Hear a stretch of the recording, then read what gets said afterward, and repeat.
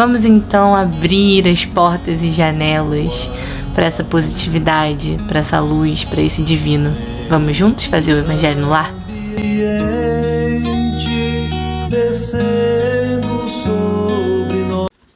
Olá, meus amigos, minhas amigas. Hoje vamos falar do capítulo 3 do livro O Evangelinho segundo o Espiritismo, escrito por Laura Begalo. Esse capítulo, chamado Na Casa de Meu Pai Existem Muitas Moradas, começa com a passagem de João, capítulo 14, versículos 1 a 3. Não perturbe o seu coração. Creiam em Deus e também em mim. Existem muitas moradas na casa de meu Pai. Se não fosse assim, eu já lhes teria dito, pois me vou para preparar o lugar para vocês. Depois que eu tenha partido e que lhes tiver preparado o lugar, voltarei e lhes retirarei para mim, a fim de que, onde eu estiver, também aí vocês estejam. Diferentes estados de alma da erraticidade. A casa do Pai é o universo. As diferentes moradas são os variados mundos que existem e onde os espíritos podem encarnar. Esses mundos têm um nível de adiantamento que depende da evolução dos espíritos que neles encarnam. Ou seja, são mais adiantados se os espíritos que neles moram também são mais adiantados, e menos adiantados se seus habitantes são espíritos mais primitivos. As palavras de Jesus poderiam também se referir a não a moradas ou simplesmente mundos físicos, mas a esferas espirituais, chamadas de erraticidade, onde se concentram espíritos elevados, menos elevados ou atrasados. Nessas esferas, cada espírito vivencia seu estado de evolução e constrói para si, muitas vezes, moradas correspondentes ao seu adiantamento, embora não localizadas no espaço físico ou limitadas por fronteiras. Em outras palavras, poderíamos dizer que o mundo de cada um desses espíritos, seja desse mundo mais feliz ou menos feliz, se encontra dentro dele mesmo e na própria consciência. Diferentes categorias de mundos habitados. Os espíritos nos falam da existência de alguns mundos iguais à Terra, outros mais adiantados e alguns outros mais atrasados, física e moralmente. Para os habitantes dos mundos inferiores, o que mais importa é a matéria. Eles são ainda muito atrasados na parte moral e espiritual. Já nos mundos superiores, a matéria não importa tanto. E para os habitantes desses mundos, a vida é principalmente espiritual. Nos mundos intermediários, pode prevalecer tanto bem quanto mal, segundo o grau de evolução da maioria dos seus habitantes. Com base nisso, os mundos podem ser divididos em mundos primitivos, que são aqueles onde acontecem as primeiras encarnações de seres humanos. Mundos de provas e expiações, onde o mal ainda predomina. Mundos de regeneração, onde as dores são compensadas por períodos felizes e de descanso das lutas diárias. Mundos ditosos, onde o bem é claramente mais forte do que o mal. E, finalmente, mundos celestes ou divinos, onde reina somente o bem e onde moram os espíritos já regenerados, felizes e muito adiantados moralmente. Destinação da Terra. A Terra ainda se classifica como um mundo de provas e expiações. E é essa razão pela qual, em nosso planeta, temos que conviver com tantas desarmonias, tragédias e misérias. Mas os espíritos não encarnam para sempre num só mundo. Na medida em que eles se tornam melhores, eles passam a encarnar em mundos cada vez mais adiantados, até que virem espíritos puros. Quando se adiantam e passam a encarnar em mundos mais evoluídos, ficam muito felizes, porque para eles é um castigo ter que ficar em mundos atrasados, infelizes, densos. E a Terra, como outros mundos, está evoluindo. Em algum tempo, e em pouco tempo, deixará de ser um mundo de provas e expiações, tornando-se finalmente um mundo de regeneração. Causas das misérias terrenas. Muita gente se espanta com a maldade, as doenças e as misérias que existem na Terra e acaba concluindo que a espécie humana é muito atrasada. Mas devemos lembrar também que a humanidade não está toda na Terra. Em nosso planeta se encontra apenas uma pequena parte da espécie humana, que engloba todos os seres racionais que povoam os mundos do universo. Sendo assim, a população da Terra é uma pequena parte desse todo. Como comparação, poderíamos dizer que se fôssemos a um hospital, veríamos apenas doentes. Se visitássemos uma penitenciária, encontraríamos somente criminosos. Se imaginarmos que a Terra seja uma espécie de hospital ou penitenciária e lembrarmos que num hospital ou numa penitenciária não se encontram todos os habitantes de uma cidade, compreenderemos então que na Terra não está toda a humanidade, mas apenas aqueles que temporariamente precisam estar nelas. E do mesmo modo que os doentes vão embora do hospital quando estão curados, os habitantes da Terra, ao melhorarem, ou seja, ao se curarem de suas doenças morais, partem desse planeta em direção a mundos mais felizes. Nesse capítulo, os espíritos ensinam sobre mundos superiores e mundos inferiores que 1. A classificação dos mundos em superiores e inferiores depende da comparação dos mundos uns com os outros. 2. Que quanto mais adiantado o mundo, mais longo é o período de vida de seus habitantes.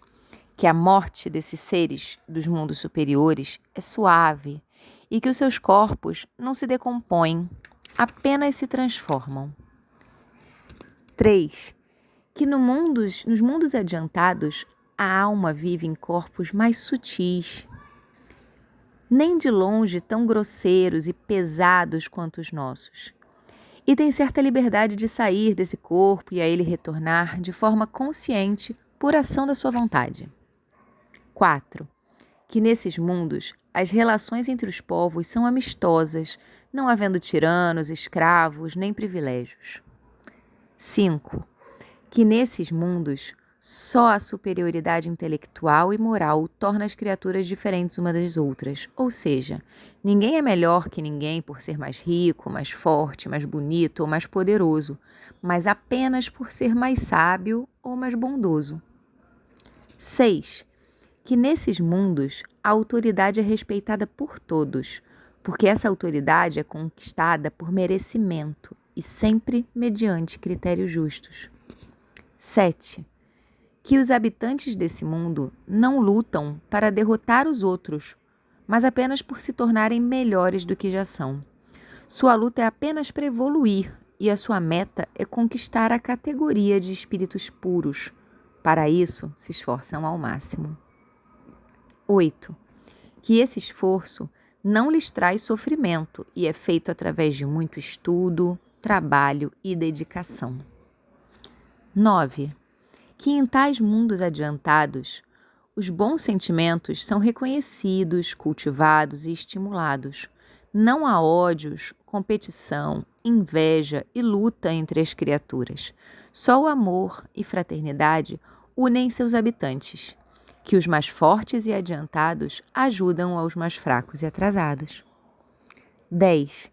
Que nesses mundos, cada um possui mais ou menos bens de acordo com seu esforço para adquiri-los através da inteligência, do empenho e do trabalho, mas que ninguém sofre por falta das coisas necessárias, como é tão comum acontecer na Terra, pois nos mundos adiantados não existem mais espíritos em expiações, ou seja, o mal não existe mais. 11.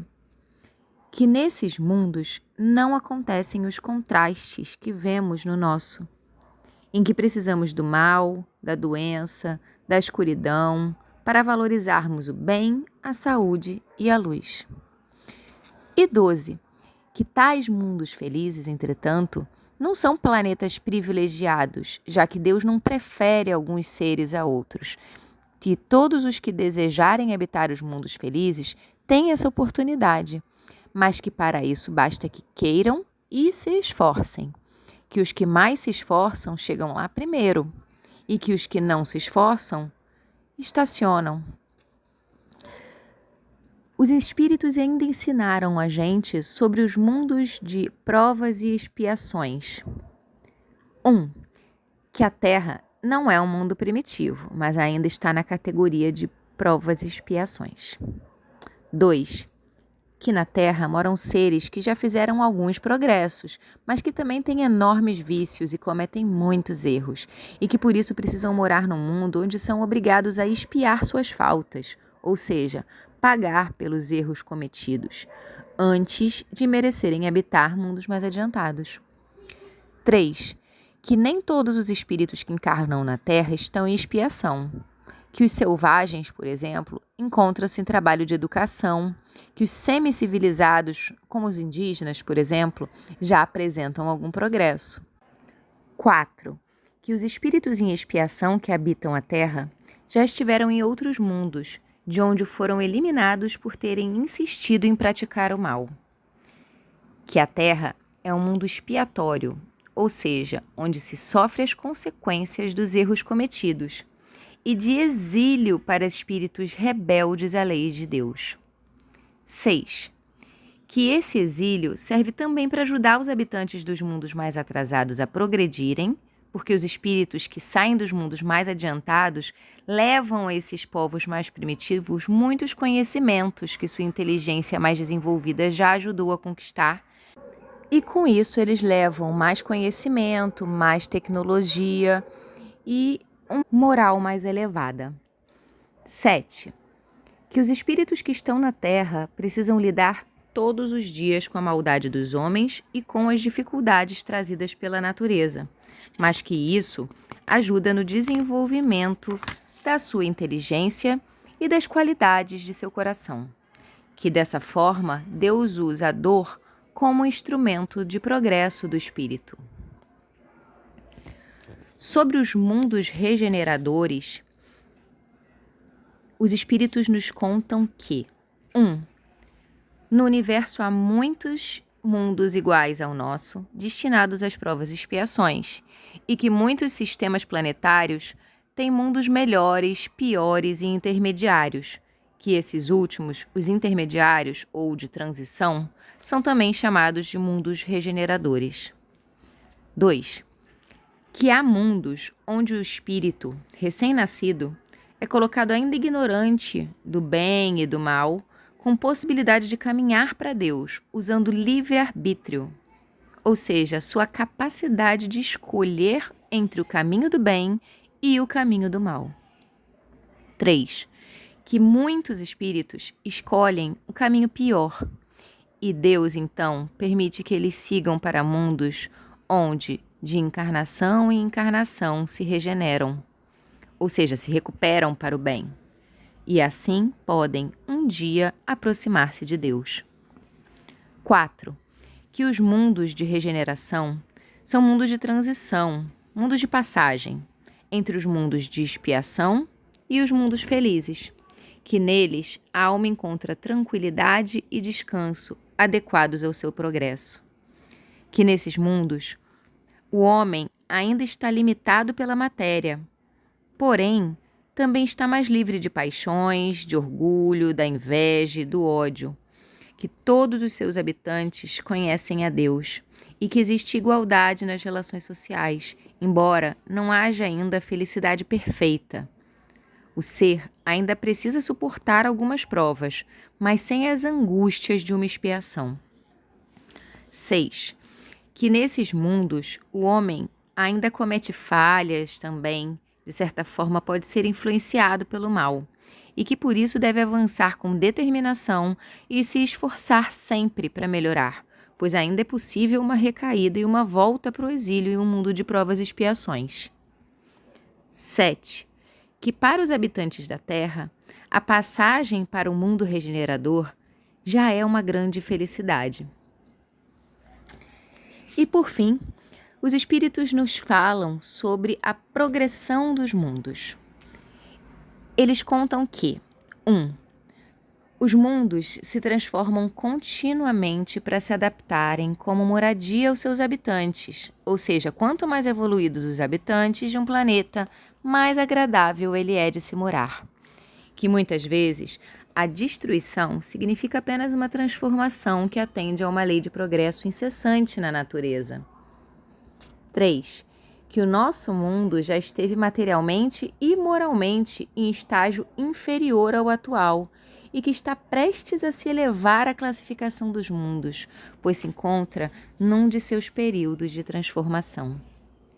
Que a Terra, dentro de algum tempo, passará de mundo de provas e expiações para planeta de regeneração, onde os homens serão mais felizes em função da instalação da lei de Deus. Aqueles espíritos que não acompanharem essa vibe vão reencarnar em mundos de provas e expiações por não estarem aptos ainda a um mundo de regeneração. Pessoal, é isso. Fechamos o capítulo 3 com as muitas moradas na casa de nosso Pai. Abraços e até a próxima.